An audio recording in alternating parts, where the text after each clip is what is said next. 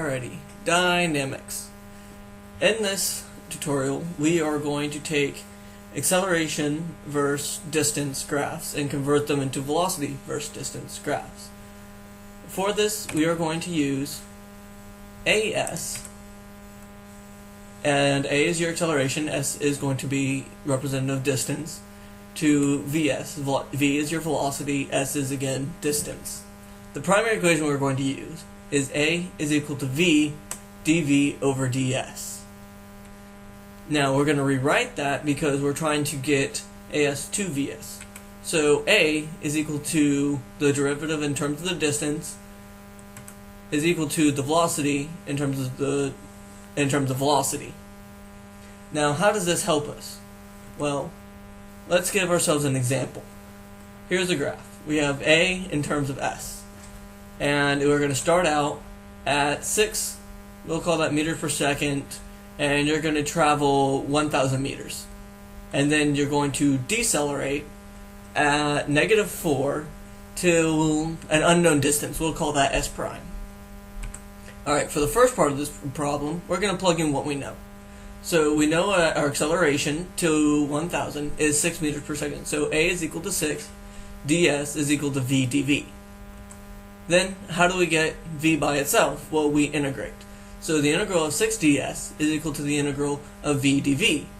So that gives us 6s is equal to 1/2 V squared.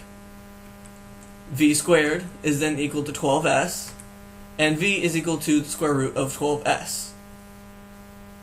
Pretty simple. Now, in order to find out what it is at 1,000 meters, what our velocity is, we plug in the 1,000 for S, so V is equal to the square root of 12 times 1,000. V is equal to 109.54 meters per second. It's fairly simple to do. Now, we also have to, now that is only for the distance while you are accelerating from distance 0 to distance 1,000. So now let's go and do it for the opposite. You're going to do the exact same thing again. -4 ds is equal to V dV. Now integrate both sides.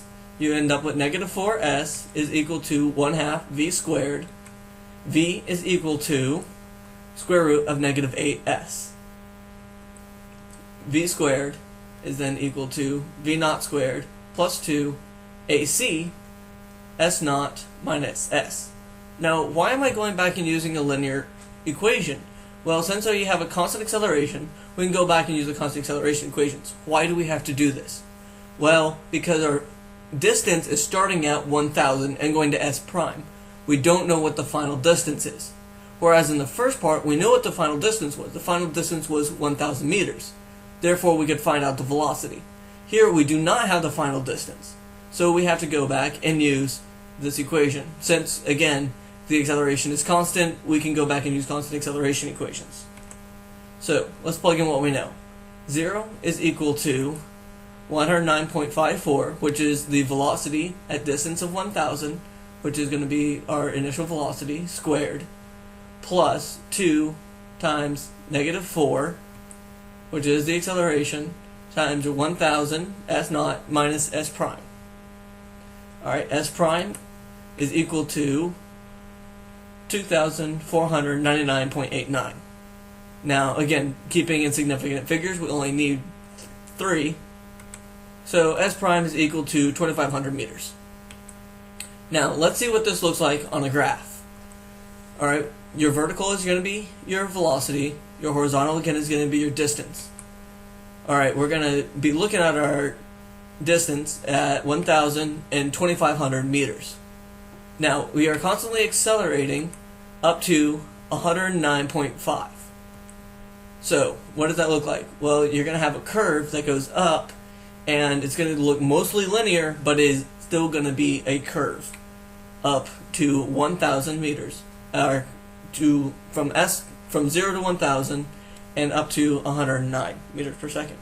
Then we're going to decelerate at a rate of -4. Again, that's going to drop off at an almost linear fashion. However, it's still going to have a curvature to it. And that is how you do velocity in terms of distance graphs. Now that we've done AS to VS graphs, we are now going to do VS to AS graphs. Again, V is velocity, S is distance, A is acceleration. And we're going to use the same equation. A is equal to dV over ds times V. Let's use an example. Here we go, we get a graph, and you have a line. The equation V is equal to 0.1 s plus 10. Alright, and we're going to say that the distance it goes out to is 500 meters, and the maximum velocity is 60. And again, vertical is your velocity, horizontal is your distance. So let's plug in what we know. A is equal to your velocity, so 0.1 times s plus 10, the whole equation, and then dV over ds. What we can do is we can plug in the velocity for dV. So the derivative of 0.1 times s plus 10 over ds is going to be equal to 0.1 because the only s term in there is the 0.1. Again, if you go through it, that's what you get. So that whole piece, the derivative of 0.1 s plus 10 over ds is equal to 0.1. Now it's just simple. A is equal to 0.1 s plus 10 times 0.1 times 0.1 through it, distribute it, 0.001 s plus 1 is your acceleration. Alright, now let's see how this looks at a graph. You have your acceleration on the vertical, your s on the horizontal, and you've got, again, more of a linear equation. It's going out to 500, that's not going to change, but what we don't know is how much of a velocity it has at the distance of 500 meters. So we're going to plug in the 500 into the s and get the acceleration. So you have 0.001 times 500 plus 1. Your acceleration is equal to 1.5 meter per second squared. So that is your highest point at 500 is 1.5 meters per second.